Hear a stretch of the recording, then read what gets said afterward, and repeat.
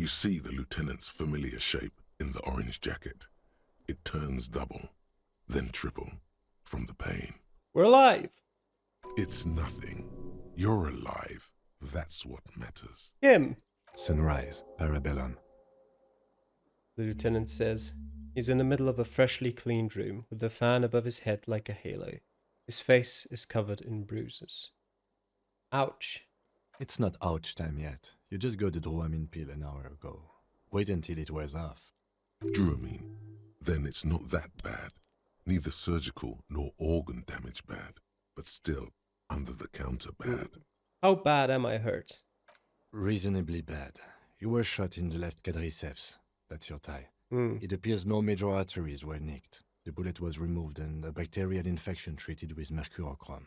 Okay, that doesn't sound too awful. You can die from bleeding out by blood loss in your thighs, but usually only one thigh, especially if the bullet didn't hit any major arteries, not necessarily danger to your life, especially if you get treated reasonably fast. The bruising in your shoulder is negligible. The armor took the brunt of the fire. Can I walk? We will see. It's a good answer there. Basically means we haven't tried yet.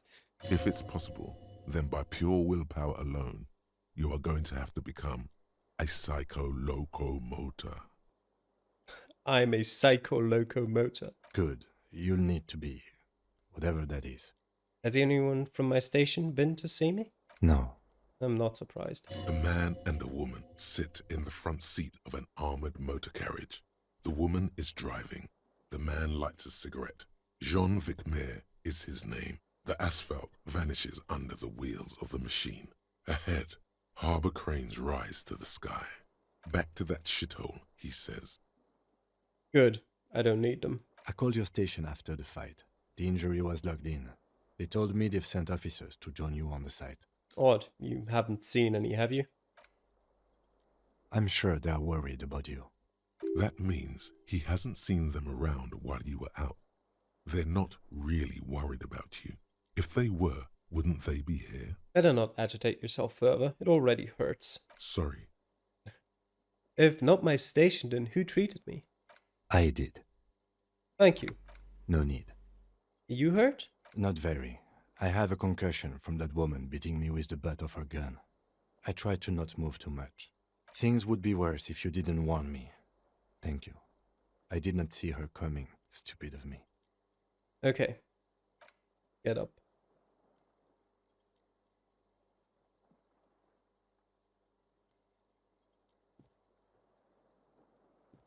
Easy now. The lieutenant turns double again, before your eyes, an orange hue of pain. You can take it. Just don't lean on that leg of yours too heavily. Your balance is way off. You feel like you're about to fall over on that thing. How are you? My disco days are done.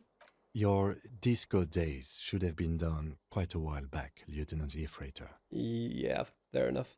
The room, it's clean. Mr. Gart cleaned it. It took him an entire day. How long have I been out? 2 days, in and out. You've been up enough to take Dramamine and curse. And drink water. What did you say? Sunrise? Sunrise Parabellum. Sunrise, prepare for war. It's an old revolutionary saying. My gun, it's engraved on it. It served you well. Is it war today? The gates of the harbor are boarded up. The streets are a little more empty. Apocalyptic violence is yet to erupt, I am relieved to say. He looks out the window. I think we may have held it off, for now. Barely. Good. Yes, we have also completely failed. But that's okay. What happened? What happened? You shot the major in the face. A firefight ensued. Is he dead? Yes. As retaliation, the rifleman tried shooting you. He hit the cuirass. I heard it go off. I was looking for a clear line of sight to him. He sounds a tiny bit sorry he did not find it before you got hit. Ah, that one's fine. I shot and wounded him, while Glenn took a bullet in the spine. It was meant for me. He did not survive. There's a pause. Titus, Fat Angus, and Theo charged. Angus and Theo did not make it. They both died before they made it to intensive care. Titus survives. So do Alain and the musician. I forget his name. Eugene? Yes, he's still alive too. Hmm. You were bleeding out by then. I think you say that no one wants to party with you, and you warned me. I was able to disarm one of them, the Paul, before she got the jump on me. Thank you. I killed her, and that's what happened. Hmm. I thought you only smoked one a day. This is the one. Hmm. And they're all dead? All three? The contractors? The Paul was the last to die. Everard had their bodies returned to Crenel for a funeral. The company is yet to retaliate. Why? Because we deterred them? Or Joyce did? Maybe the harbor in full lockdown is too costly a target. Or maybe He breathes in the fumes, thinking. they are simply taking their time and will attack soon. I don't know. How many casualties on the Union side? Total? 3. Glenn, Theo, Angus. The fat one. He took a lot of bullets. And Theo, he was just too old for combat. And that's... All. Hmm. Not that bad, all things considered. Oh no, officer. It's pretty bad. 6 people are dead. Yeah. It could have been hundreds. But what's done is done. The violence is cordoned off. The Hornets did not get into the beehive. The worst scenario has not materialized. Yet. I distinctively remember being told that one hornet can kill 50 bees. So only 6 dead isn't awful. And we are still alive. Both of us. Yes. He did not expect you both to survive once you stepped between those two armies. His smoking, his hunched back. You have it worse, but he took a real beating. That cigarette has medicinal purposes. What happens now, Kim? I honestly don't know. But I don't know either. We can't talk to Everard. The harbor is in lockdown. Everyone in there is outside our grasp now. And Joyce has left too. Joyce is gone? Yes, she left yesterday morning. To meet the board of Wild Pines, or that is what I've heard. There's a pin somewhere in the machine that keeps Connell from sending in a death squad. He looks out the window. Maybe it's her. Maybe she kept her hand. Either way, Ruby's gone. And Classio too. We really should have arrested her, you know? Wait, you've checked? She's really? Guard confirmed she left 20 minutes prior to the tribunal showing up. Who did it then, Kim? Who killed the hanged man? I don't know. I think the theory you presented, it's someone else outside our circle of suspects, was right. It better be. Everyone within the circle is either dead or gone. I mean, I don't really dislike the thought of the perpetrator being dead. Honestly, I think our investigation has not produced a single credible suspect. Fucking Maybells, Kim. The flowers. What? They were on the roof. I did not catch them. Fucking butterfingers. Every piece of garbage in the city is not connected to the case. You don't have to catch everything. He's wrong. No, Kim. Every piece of garbage in the city is connected to the case. Okay. You can see it's clearly not meaning it. There's still a 28% possibility the shot came from a distance. We should go upstairs, rethink the ballistics in situ. I agree with this. What else? See? There's that. You can do ballistics. That's pretty much the only thing I've been able to do competently so far, I would assume. Actually, there was that one situation in the church. An antique bullet from a Belle Magrave, 4.46 millimeters. How hard can it be to find one? How hard can it be? It's extremely easy. There are thousands lying around. We found one. All completely unusable. It's precisely how easy it is to find one that makes the bullet useless. There are all these old bunkers and weapon caches, Revolutionary era. We could find thousands more if we wanted. All of Revachol is full of them. This is because I'm a Laputa Madra's peon, isn't it? Don't be narcissistic. Half the cops in Revachol West are his peonies. Even if you are, it is not a decisive factor in this case. That does make some sense. The miracle hasn't happened yet. It's not over yet. He does not know what to reply. looks out of the window, then back at you. It's morning outside, you think. You know what I think about? Solving crimes? He arches his brow. The ceiling fan patiently spins overhead. Solving crimes is hard. It really is very hard. That concussion must be making him dizzy. You're not ready to give up, are you? No. Are you ready to limp? I'm ready. Good. Where do you want to limp to? The lieutenant did mention doing more ballistics. Yeah, probably not a bad idea. Also, it's just close enough to endure the walk. We should check Miss Katazine Alazia's room upstairs. Why not? He extinguishes the cigarette on the sole of his boot. Another look at the window, perhaps? The one he was shot through. I don't know. I can't think of anything better. Alright, but before that, let's actually look through this room once more. Oh, look, the door is open. You can walk right into Kim's room. Ooh. You see gleaming white enamel, no bottles inside. What about the couch? The bed's a little nicer now. You could get a good night's sleep here. Yes, but not now. The window's been fixed. Newly replaced glass shining in the morning light. You hear traffic outside, back in the world again. And this stereo 8 player has been reunited with its right speaker. And there's the RCM's lieutenant pants. Gives me more suggestion. That is nice. What about this window?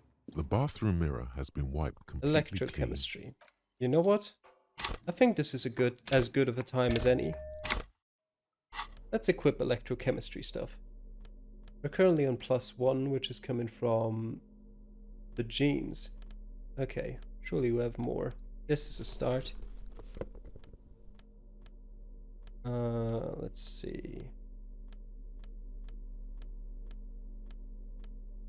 Nothing else here. Did I check this row already? Don't know. There we go, some gloves.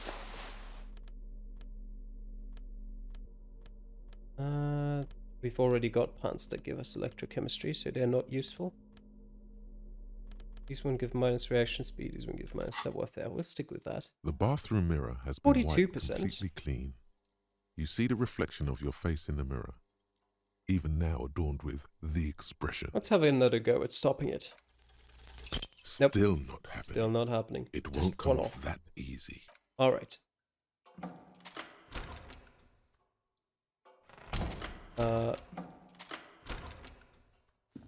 I can actually walk myself. That is good. Because I wouldn't have been able to click into it. The alarm is set for 6:50 a.m. Medicinal supplies on the cupboard. Mercurochrome, a scalpel, antibiotics. These papers bear the stamp of the RCM. They appear to be fragments of the lieutenant's paperwork, half finished. You make out notes on this and other recent cases. I had Gart open the door to your room. You were running a low bacterial fever the first night. Thank you for keeping this thing alive a little longer. It would have been easy were it not for my concussion. We both got lucky, considering the odds we faced. Let's go? Yes, let's go. Yeah. I can't actually exit outside this door, so well, I guess we'll exit outside this one.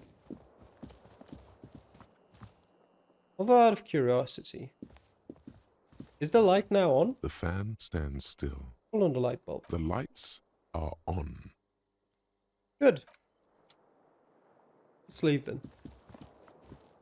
Leave with the light turned on, wasting electricity. Ouch, that leg hurts. Maybe if you don't run, it'll be okay? Probably not, but let's refrain from running, that is a good point. Looks like she's left something on the table. Next to the stack of bills, you see a note. A few lines jotted down in large, uneven handwriting, just as the writer was about to rush out the door. I'm sorry, I fucked everyone over. P.S. I didn't kill him. P.P.S. Gift upstairs. Okay. A gift. The lieutenant turns to the staircase suspiciously, looking for any signs of another presence in the shadows above. What could this gift be? I am not drawing my gun. yet. But I don't like gifts. I don't like gifts either. He says he's not, but his hand moves instinctively toward his holster as he studies the note. I've still got mine equipped. Relax. Not everyone is out to trap you. Most are, though. Seems she left in a hurry. It's hardly surprising. Yeah, good point. Alright, up we go. Let's see what that gift is. Maybe some equipment? Maybe not something that kills us? A red thread made of nylon leads out of the room and onto the roof. Ooh, interesting. You see the same two neon-lit shapes, a man and a woman, only now a red thread bisects the room, pointing from the antenna outside to the cupboard on the wall. This is ballistics. She's left a trajectory for us. The lieutenant tests the thread with his finger, drawn taut. It rebounds instantly. A ray of backward motion explodes from his mouth to the roof outside, A prime, to then widen into a radius of locations in Martinez, B prime, B double prime, and B triple prime. Where does the thread lead? It suggests the bullet came from the extreme upper quadrant of possible angles, from a point beyond the roof, B triple prime, the island in the bay. Is she trying to tell us the shot came from the islet? Unless she thinks the perpetrator was standing on the ring antenna. That is where the thread seems to point. He nods. There are ruins on that islet, a sunken sea fort. I saw it through the coin-operated viewer. I remember. He looks out the window and onto the bay. How did she know how to do this? She was there that night. She would have known precisely where the bullet hole was in the glass. She had a long time to think about it after, standing on that roof, staring at the glass. It also looks like there may be more to her skill set than we know. The question is, should we trust her? This is her way of saying she's sorry. I find that hard to believe. But at this point, what difference does it make? Yes, you're right. It doesn't really make much of a difference. This is our only real clue that we have.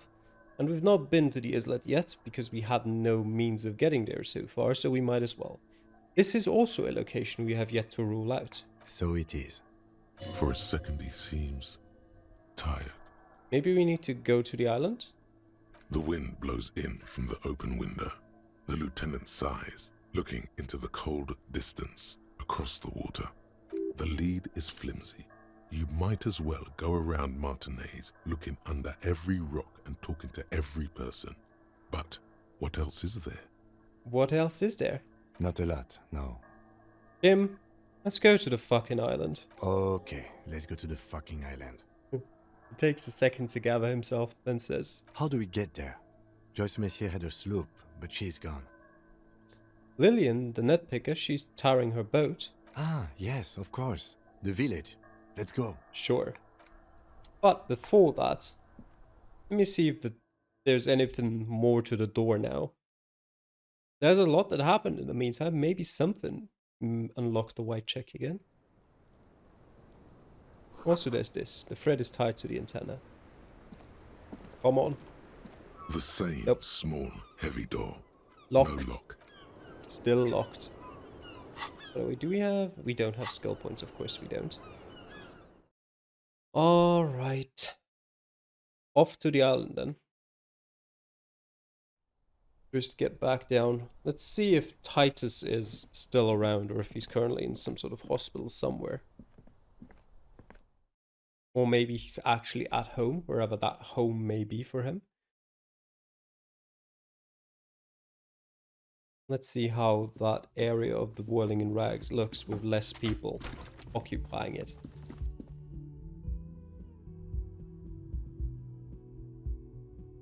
Let's have a word with Gart as well while we're here. Sure. He's got something to tell us. Oh, you're up. It's good to see you back on your feet. Did you like your room? I cleaned it for you. I did, thank you. Big improvement. You're welcome. I thought it would be nice for you to wake up in a clean place after you, let's be fair, defended this establishment and its clientele from gunfire. I give credit where credit is due, and that, sir, was a nice shot. I was watching until you hit him.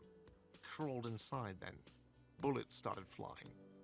Anyway, He clears his throat. I wish you a quick recovery. Also, you and your partner are staying here free now. Nice. This establishment supports cops.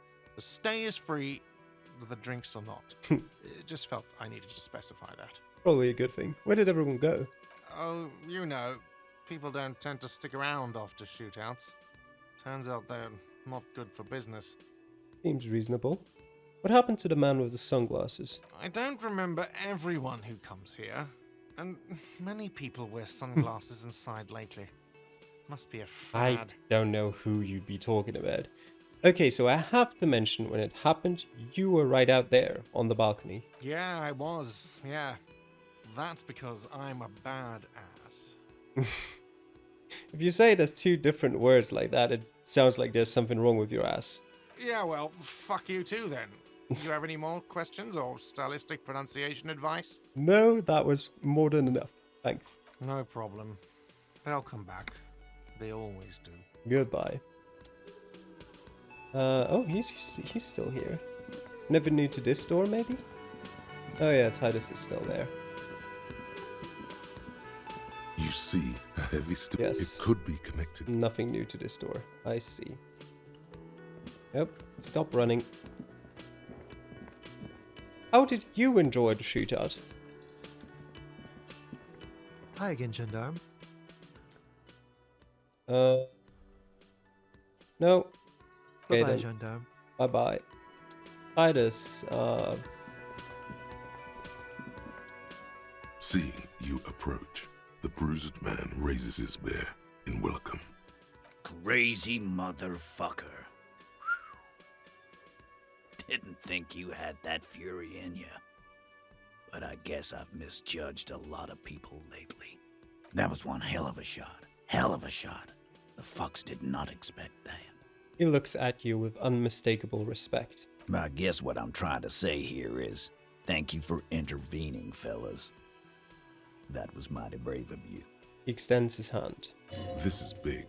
It's as big of a thank you as Titus Hardy can muster under any circumstances.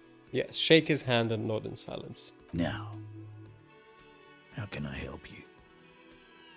I'm sorry about the people you lost. Dio was old. I think he'd be pretty happy with the way he went. Never could imagine him withering away on a sickbed. But Angus... he was just a stupid kid. Didn't realize the mess he'd gotten into. Trusted me. Still, the balls on that kid. Went down fighting for someone else's shit like a fat, angry bear. And Glenn was my friend. Best I've ever had. I love that crazy homo like my own brother. We're all fucked without him. But what do you do? This job is shit. Hold on, what about that Shanky fella? Dennis, you saw him run. He's a mean little shit and I never trusted him. He'd better run real fast now. Real fast. They were good people. I'm sorry it went like that. Well, yeah.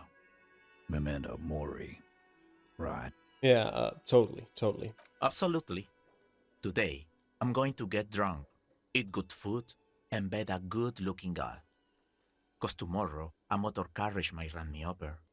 Or you might die of a heart failure or syphilis. Hey, fuck you for ruining a beautiful idea.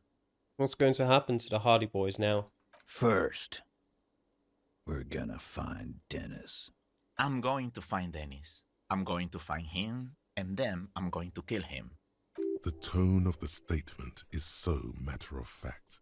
It's as though he were talking about picking up a morning newspaper on his daily walk around the block. Your guy, your responsibility. Do what you feel is right. The lieutenant shakes his head, but doesn't say anything. Go ahead then. Maybe they'll only break his legs. We're hunting that rat down. Let it be known what happens to cowards. And then... He thinks for a moment. I guess I'll take a closer look at our union members. There's bound to be some ambitious fellows there who'd love nothing more than advancing social democracy by busting some heads. Might even ask Tibbs if he's tired of replacing windows, and maybe wants to have some fun with his brother. Anyway, don't you worry. As long as Titus Hardy's standing, there will be Hardy boys. He's right. The numbers are replaceable. In an organization of thousands of men, there are plenty who'd join. You know what happened to Clausia? Don't know? Don't care. I'll be glad if I never see that fucking woman again. Titus, after all we've been through, level with me. You really liked her, didn't you? Nope. He did. Okay, got it. He nods and takes another sip of whiskey. Any idea what I should do now? Judging by the sight of you, I'd suggest crawling into bed with a bottle of whiskey in one hand and a big tit in the other. Yeah, go pay Monica a visit in Janrock. She's got a knack for making men forget about their worries. Biggest pair of milkers in all Rebachel. Hell, you both look like you could use some feminine company right now. Thank you for your advice, Eugene, and you too, Alain. I do always appreciate a good use of the expression milkers. You're welcome, Bina Claude. You're all right in my book. So long, fellows. Be good so I don't have to come back here again. Take care, coppers.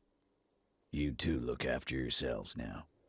Death passed on you today, but men don't get that lucky twice. Copo Loco. And normal cop, I guess. Good luck in Shamrock. Scars made the best tattoos, they say.